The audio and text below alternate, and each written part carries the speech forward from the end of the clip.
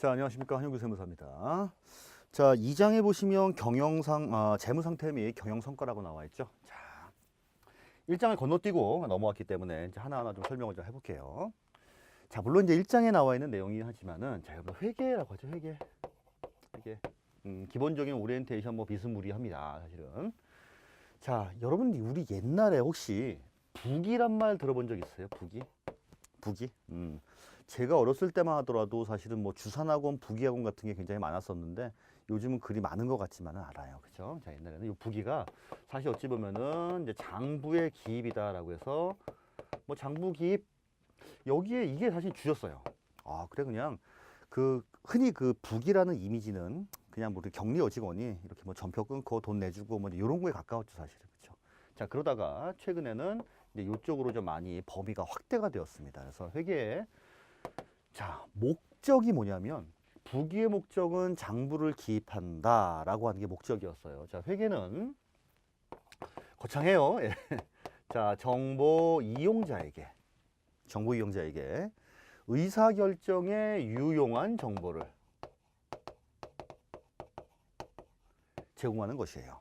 자, 그러면 커다랗게는 유용한 정보하고 정보의 이용자란 말이 나옵니다. 자, 그러면 어떤 회사에 대해서 이 말하는 그 유용한 정보라고 하는 거는 여러 가지가 있겠죠.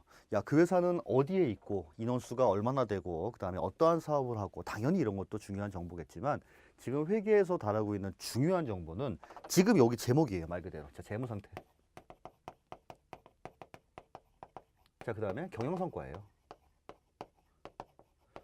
자, 물론 여기에는 이것뿐만 아니라 등이라고 합니다. 그래서 주로 재무 쪽과 관련된 그러한 정보라고 생각하시면 될 것 같아요.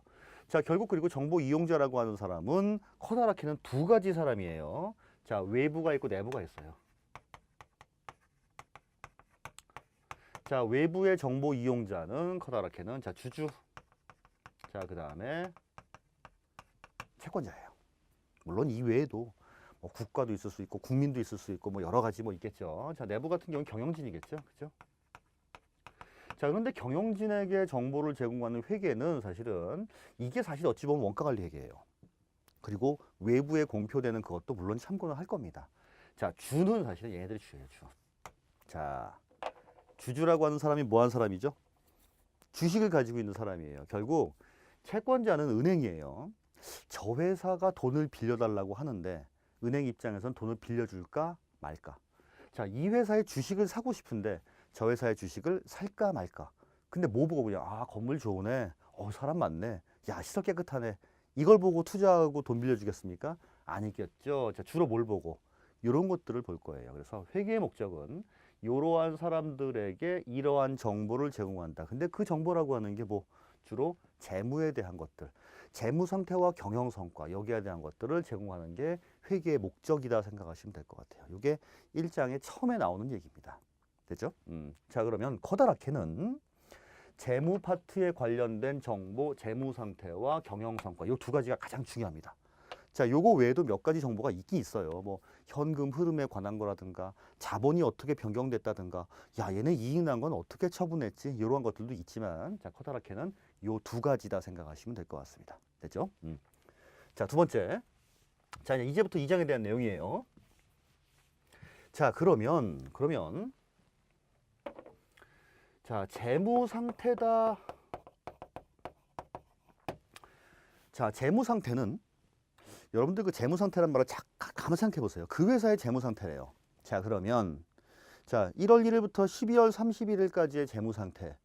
요렇게 말을 할까요? 아니면 12월 말 현재 재무 상태. 이렇게 말을 할까요?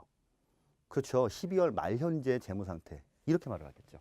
자, 그래서 얘는 자, 특정한 시점을 기준으로 합니다.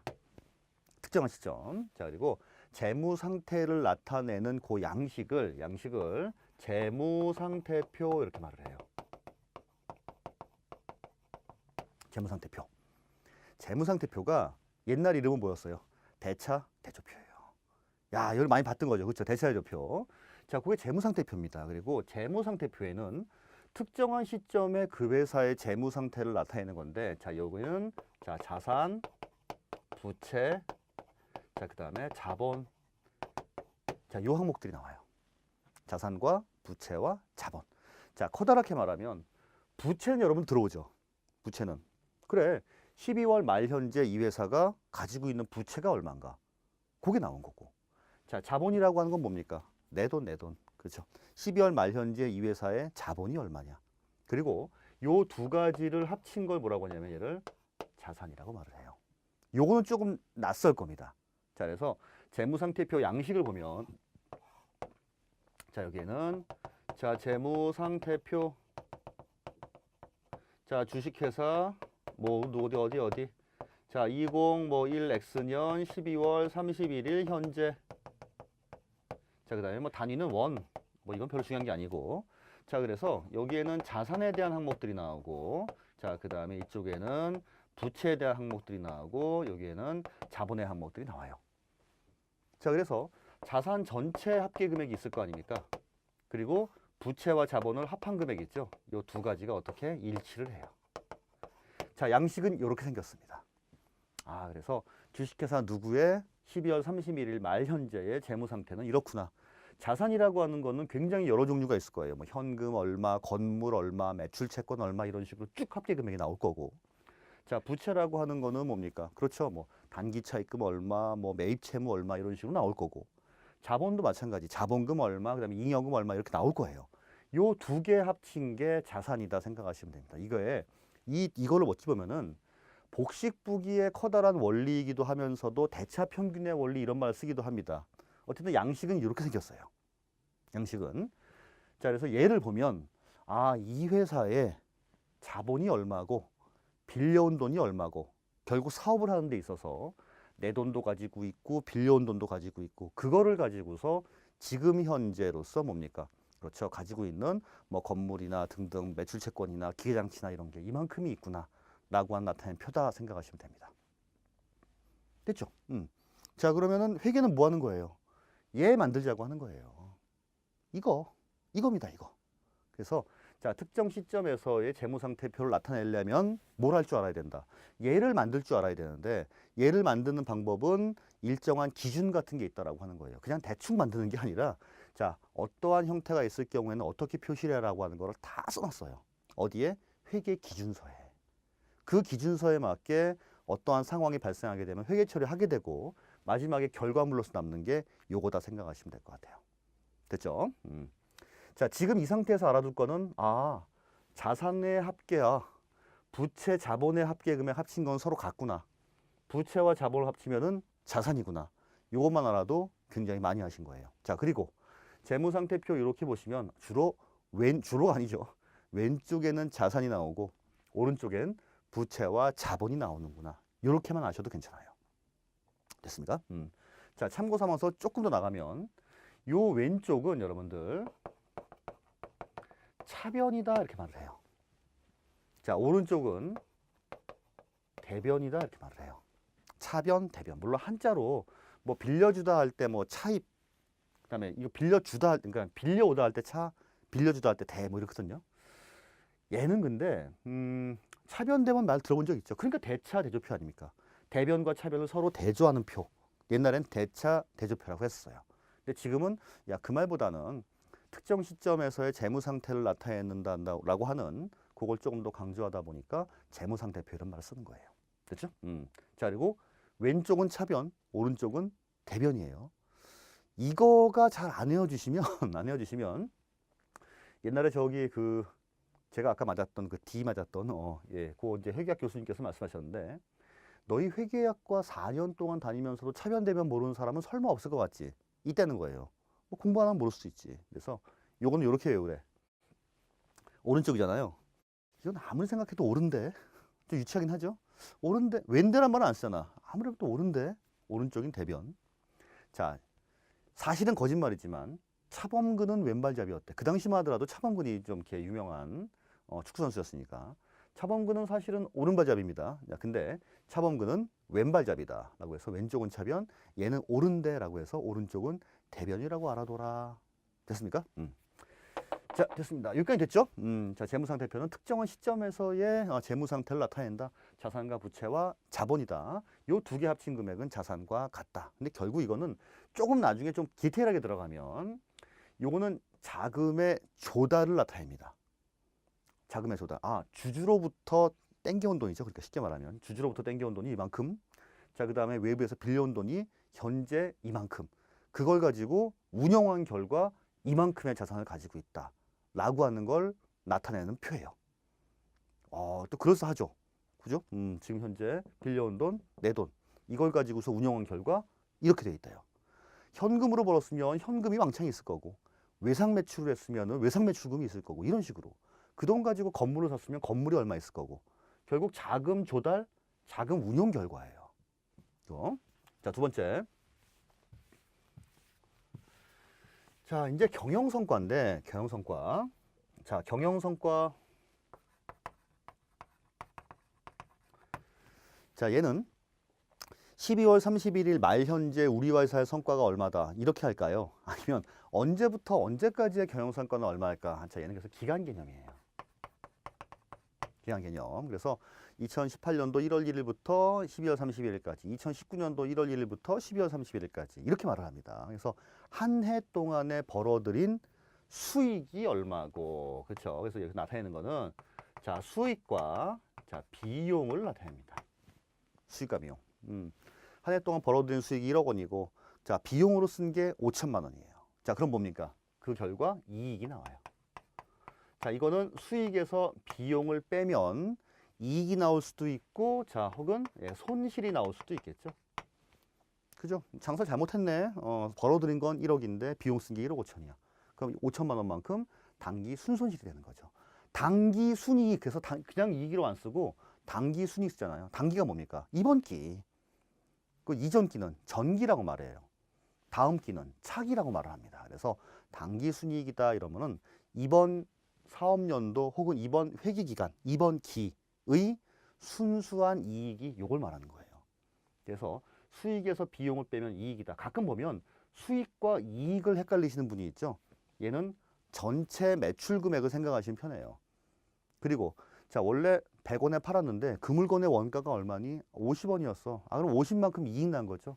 그거 생각하시면 됩니다. 그래서 여러분들이 지금까지 무심코 썼던 단기 순이익은 요거는 그래서 특정한 기간 개념이구나. 시점 개념이 아니라. 그래서 요번 기 때 발생한 순이익이 얼마다. 혹은 순손실이 얼마다라고 하는 거예요. 자, 얘를 나타내는 표를 자, 이거 뭐라고 하냐면은 옛날에는 이제 손익계산서 이런 말 썼어요.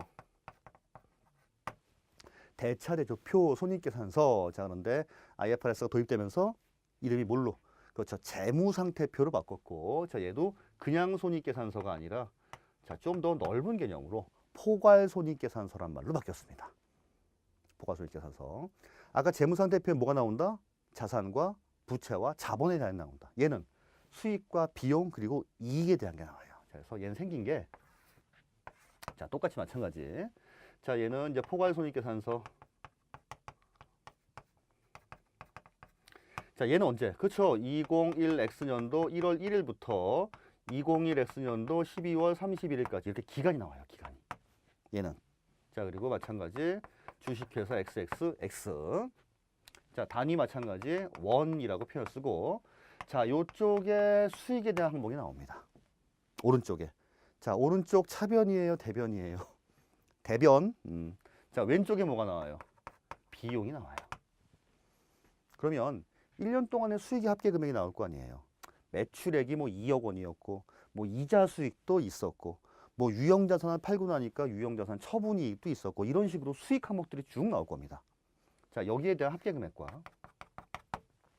자, 비용도 있겠죠. 1년 동안 급여 지급한 게 얼마 있었고, 뭐 접대비도 얼마 쓰고, 거기에 대한 비용의 합계 금액이 나올 거예요. 그렇죠? 근데 이 두 가지가 딱 맞을까요? 딱 맞으면 이상하지. 딱 맞으면 뭐하러 장사해? 그죠? 다를 겁니다. 대부분은 수익이 크겠죠. 그렇죠? 그래서 비용의 합계 금액 요 차이를, 요게 뭐예요? 이익이죠.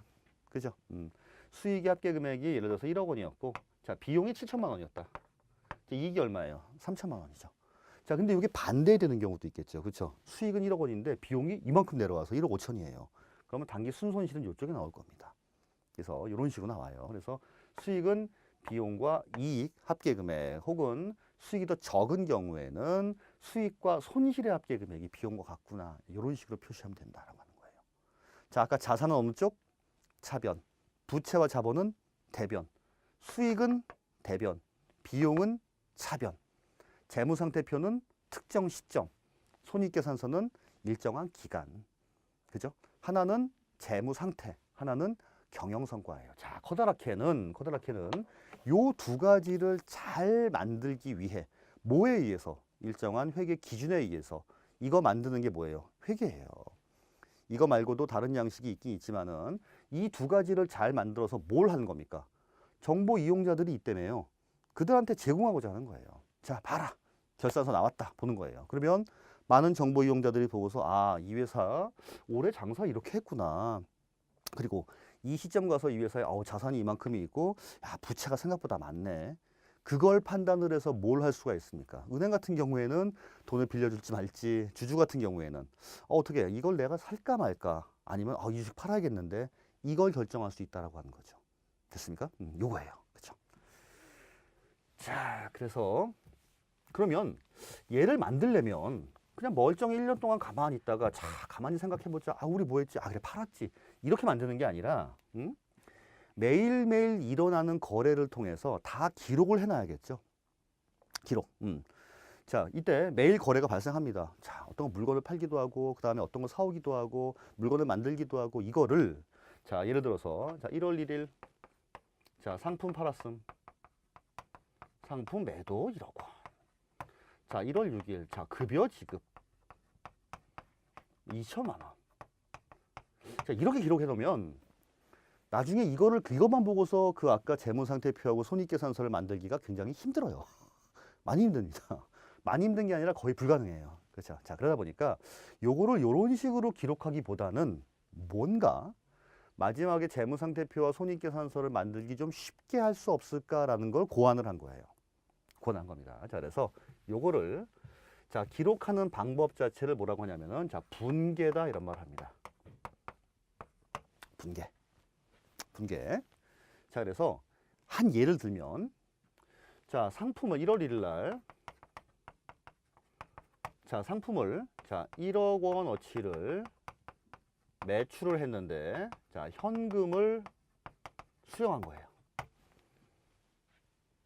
수첩에 1월 1일 상품 1억 원 매출 현금 수령 이렇게 해놨어요. 근데 이렇게 해놓으면 안 되고 자, 분계할 때는 자, 이렇게 해요.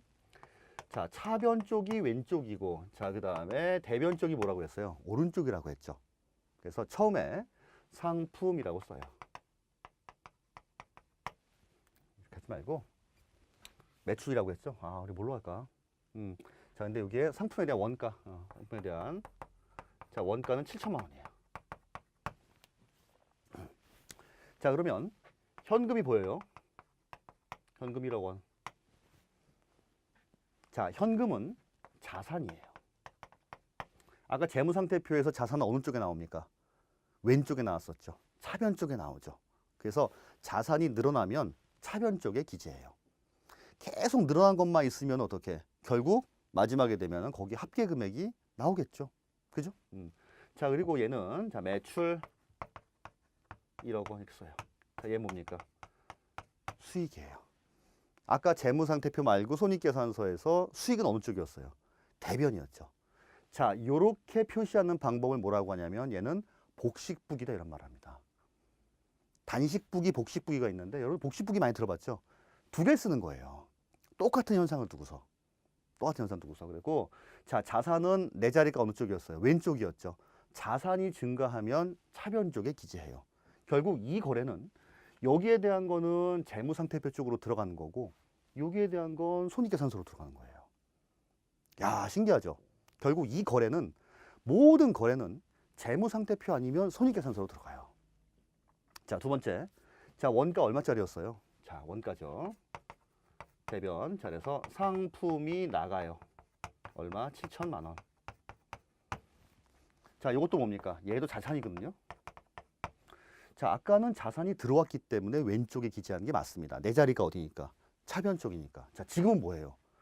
자, 상품을 팔아가지고 현금이 들어온 건 맞지만 내가 가지고 있던 상품이 나갔잖아. 상품이라고 하는 재고 자산이 나갔죠. 자산이 감소하면 반대쪽에 기재해요. 그럼 결국 그럼 만약에 부채가 발생하면 어느 쪽에? 그렇죠. 부채가 발생하면 대변 쪽에 부채가 늘겠죠. 그럼 부채가 감소하면 차변 쪽으로 빠지는 거예요. 자산이 증가하면 차변에 썼죠. 자산이 감소하면 이쪽에 썼죠. 결국 자기 자리가 있잖아요. 아까 수익이 발생하면 대변이었잖아. 그럼 비용이 발생했죠. 자, 이 경우에는 뭐라고 하냐면 얘는 자, 매출 원가라고 말을 해요. 자, 이건 비용이에요. 자, 결국 원가 7천만 원짜리 상품을 1억 주고 팔았다. 요렇게 쓰는 게 보다는 요런 식으로 기록을 해두게 되면 제자리 찾아가기가 쉽겠죠. 자산이었네? 그래, 재무상태표. 야, 재무상태표 중에 자산 중에서 줄은 게 있었네? 그만큼 또 빼내고. 야, 얘는 손익계산서. 얘는 손익계산서. 이렇게 하는 걸 뭐라고 한다? 분계라고 한다고 합니다. 그래서 요거 하나하나의 요거를 자, 뭐라고 하냐면 얘는 자, 계정이라고 해요. 계정 과목이라고 해요. 계정 혹은 계정 과목이란 말을 씁니다. 그래서 이렇게 줄여 쓰지 말고 차변과 대변으로 나누어서 약속된 계정 과목을 쓰시고 그 다음에 금액을 이렇게 복식부기에 의해서 기록을 해두면 회계를 조금 공부하신 분들 같은 경우에는 이것만 보고서 뭐 할 수 있어요? 거래를 추정할 수가 있습니다. 자, 그래서 이렇게 1월 1일 분계장이라고 말을 해요. 1월 1일 이 거래, 1월 2일 날 이 거래, 이거를 쫙 쓰는 거예요. 그러면 1월 1일 날 현금 주고서 매출이 일어났구나. 근데 원가가 7천만 원이었군. 자, 1월 6일 날 자, 급여를 5천만 원 지급을 했습니다. 자, 그러면 차변 쪽에는 뭐 급여다라고 하는 비용이 나와요. 자, 5천만 원. 자, 그 다음에 대변 쪽에 보시면은 만약에 이제 현금을 줬어요. 얘는 뭡니까? 자산이죠. 비용이 발생했어요. 없던 비용이. 그럼 어떻게? 손익계산서에 그렇죠. 차변 쪽이 내 자리 아니야. 글로 들어가는 거고. 자, 얘는 뭐니까? 자산이 감소했죠. 자, 이런 식으로 기록을 쭉 쓴다. 자, 이걸 뭐라고 해요? 분계라고 합니다. 분계는 영어에 있어서 어찌 보면 알파벳과 같은 존재예요. 아니, 단어와 같은 존재예요. 거의. 그 생각하시면 돼요. 그래서 일종의 재무상태표와 손익계산서를 잘 만들기 위한 암호다 생각하시면 됩니다. 그리고 이 분계를 잘하는 게 회계를 잘하는 기름길이라 생각하셔도 거의 무방해요. 요걸 나중에 전부 다 합치면 뭡니까? 만들기가 쉽잖아요. 자기 자리 쪽으로 다 가면 되고 빠지면 빼면 되는 거고 이런 식으로요. 물론 나중에 뭘 어디다 집계해서 이런 게 있지만은 거기까지는 필요 없고 요거 하게 되면 자기 자리 찾아가면 될 거 아닙니까? 그렇죠? 그렇게 하시는 거예요. 그래서 요걸 이제 분계라고 한다라고 하는 거고. 자, 일단은 이제 그 재무상태 및 경영성과에 보시게 되면은 그러면은 요 계정 과목 같은 게 좀 여러 개 있을 거 아니에요. 지금 현금도 자산이었고 그 다음에 상품도 자산이었고 매출은 수익이었고 얘는 비용이었고 이거 계정 과목 그럼 어디까지 알아야 되느냐? 자, 자산 쪽에 보시게 되면 유동자산이 나와 있고 옆에 보시면 비유동자산이 나와 있죠. 요러한 게 계정 과목이에요. 현금, 당좌예금, 기타예금, 매출채권, 대여금, 미수금 이런 것들 있죠. 자, 여기에 대한 것들을 조금 어쩔 수 없이 좀 알아두셔야 됩니다. 이거 어떻게 해드릴 수 있는 방법이 없어요. 이거는 외우셔야 돼요. 어쩔 수 없습니다. 자, 그리고 요 중에서 일부 좀 말씀을 좀 드리면 먼저 자산 쪽에 보시면 현금은 아시죠? 현금 아실 거고.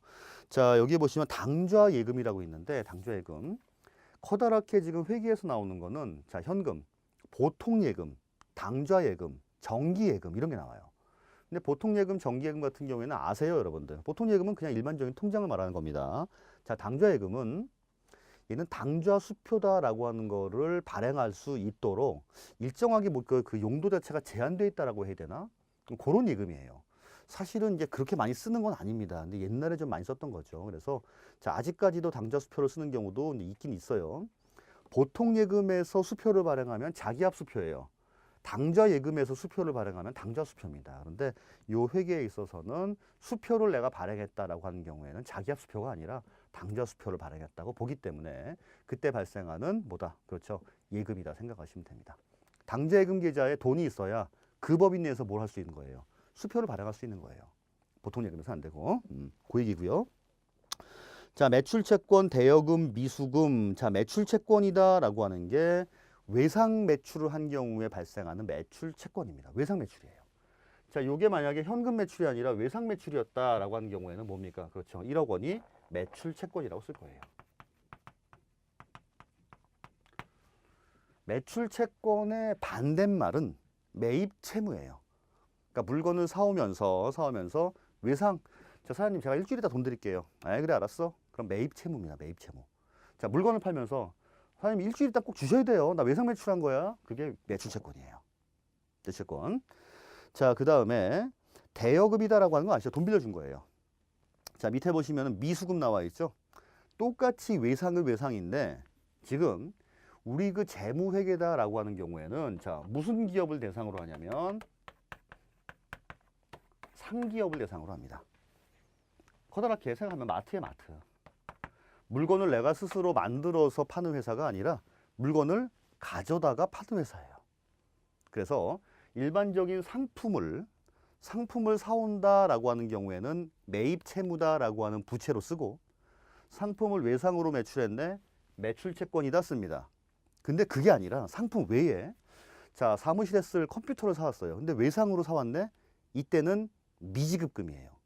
반대로 내가 사무실에서 쓰고 있던 책상을 중고로 팔았어요. 근데 외상으로 주겠대. 그건 미수금이에요. 결국 똑같이 외상 거래는 맞지만 매출 채권과 매입 채무는 이 상품과 관련된 것들, 내가 본연의 영업 활동이죠. 이런 것과 관련된 것들은 매출 채권, 매입 채무. 그 외의 매상 거래는 미수금과 미지급금이에요. 그래서 자, 그쪽에 미수금 있고 옆에 이제 부채 쪽에 보시게 되면은 자, 부채 쪽에 보면은 그게 없나? 부채 쪽에 보면 예, 미지급금 나와 있죠. 기타 금융부채.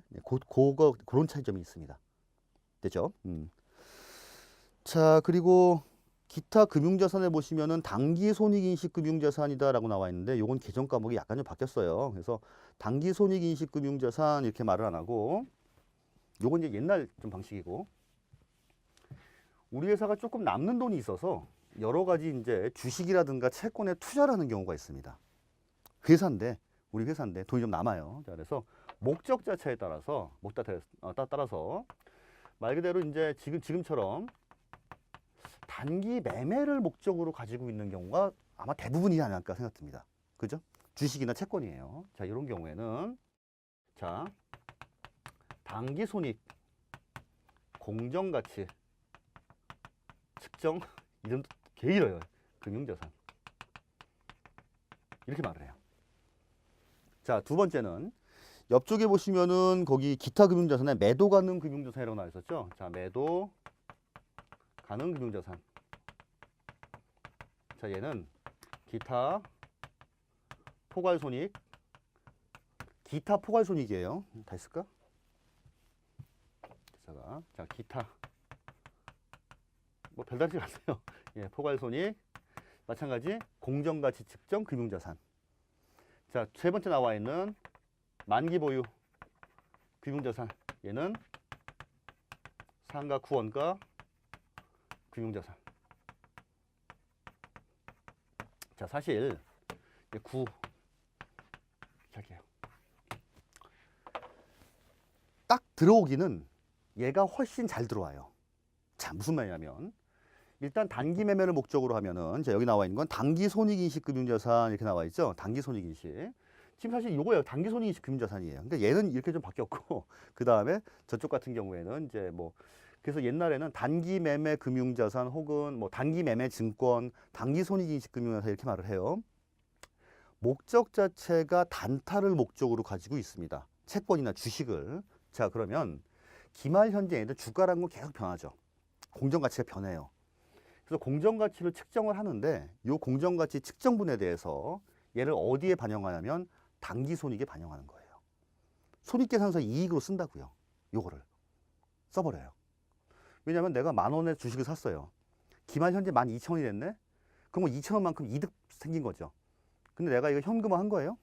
아니죠. 평가이익이에요. 현금화하지 않았어도 야, 단기 매매를 목적으로 가지고 있으면 12월 30일 날 맘만 먹으면 팔 수도 있는 거 아니야. 즉 맘만 먹으면 언제든지 손익을 실현시킬 수 있는 거 아닙니까? 그러다 보니까 요 평가에서 업된 부분에 대해서 어디에다가 손익계산서에 이익으로 반영을 하는 거예요. 그 얘기입니다. 자, 그러면 일단은 이제 얘를 만약에 분기하게 되면 어떻게 하냐면 이렇게 해요. 자, 처음에 매입할 때는 일단은 그냥 단기 손익 쓸게요. 예, 단기 손익. 자, 예를 들어서 뭐 이제 10,000원. 자, 그다음에 대변 쪽에는 현금 10,000원. 이게 쓰죠. 이게 6월 16일 날 샀대요. 자, 근데 12월 31일 현재의 주가를 보니까 이게 12,000원 된 거예요. 자, 그러면은 대변 쪽에는 자, 평가 이익이에요. 정확하게 말하면 단기 손익 공정가치 측정 금융자산 평가 이익. 그렇게 길죠. 자, 평가 이익 얼마? 2,000원. 이렇게 반영을 해요. 자, 그리고 그렇죠. 장부가액을 올려줍니다. 자, 얘는 뭐예요? 자산. 이것도 자산. 얘는 수익이죠, 수익. 얘도 자산. 자, 결국 10,000원이라고 하는 자산을 없애면서 10,000원짜리 주식이라고 한 자산을 사온 거죠. 그죠? 자, 그런데 이 주식이 12,000원이 돼버린 거예요. 자, 그러면 장부가액 자체를 재무상태표에 요 주식 10,000원 있습니다라고 표시하는 게 나아요? 아니면 12,000원이라고 표시하는 게 나아요? 12,000원이라고 표시하는 게 낫죠. 그게 뭡니까? 좀 더 정확한 정보를 제공할 거 아닙니까? 그래서 이런 회계 처리를 한다는 거예요. 그리고 여기에서 업된 부분에 대해서는 수익으로 계산을 하는 거예요. 그게 이거예요, 이거. 그게. 자, 근데 얘는 뭐냐면 공정가치대로 측정을 하긴 하지만 얘는 당장 팔 목적으로 가지고 있는 금융자산이 아닙니다. 주식이나 채권이 아니에요. 그러다 보니까 이 평가 이익을 단기 손익에 반영하지 않고 나중에 나오겠지만 기타 포괄 손익이다라고 하는 게 있어요. 얘는 자본 항목이에요. 골로 반영해요. 자, 그리고 얘는 뭡니까? 주식은 없어요. 주식은 없고 채권 같은 경우에 그냥 3년짜리 회사채, 5년짜리 회사채 이런 게 있거든요. 만기까지 가지고 있을 목적으로 그러한 금융자산이 요겁니다. 그래서 자, 계정 과목이 바뀐 김에 이제 그렇게 말씀을 좀 드렸어요. 이렇게. 자, 그리고 재고자산 보시면은 상품, 제품 등등 나와 있는데 나머지 것들은 대부분 이제 원가관리액에서 나오는 거고 여기 상품만 아마 나올 겁니다. 그죠? 그리고 선급금, 선급비용, 미수수익 뭐 이런 것들이 자산 항목이다 정도 알아두시면 될 것 같아요. 자, 그 다음에 또 비유동자산 쪽 보시게 되면은 장기대여금, 장기미수금 뭐 이런 것들이 있겠죠. 자, 그래서 일단은 뭐 자산에 대한 계정 과목은 이런 게 있으니까 조금 알아두시면 될 것 같고 여기 보시면은 이제 선급금, 선급비용, 미수수익, 뭐 미지급금 이런 게 나올 겁니다. 거기에 대해서는 나중에 이제 일괄적으로 정리할 때가 있을 겁니다. 그래서 여기에 대한 계정 과목은 일단 조금 알아두시는 게 좋습니다. 어쩔 수 없어요. 외워야 돼요, 이거는. 그래서 어떠한 상황이 됐을 때 이러한 계정 과목. 근데 한꺼번에 잘 안 외워지면은 분계 같은 거 연습을 좀 해보시면서 이 경우에는 이런 계정 과목을 쓰는구나라고 하는 걸 여러 번 익히시면서 자연스럽게 받아들이는 것도 괜찮겠죠. 됐습니까? 자, 다음 시간에는 이제 부채에 대한 것부터 조금 좀 보도록 하겠습니다. 자, 다음 시간에 뵙겠습니다. 자, 고맙습니다.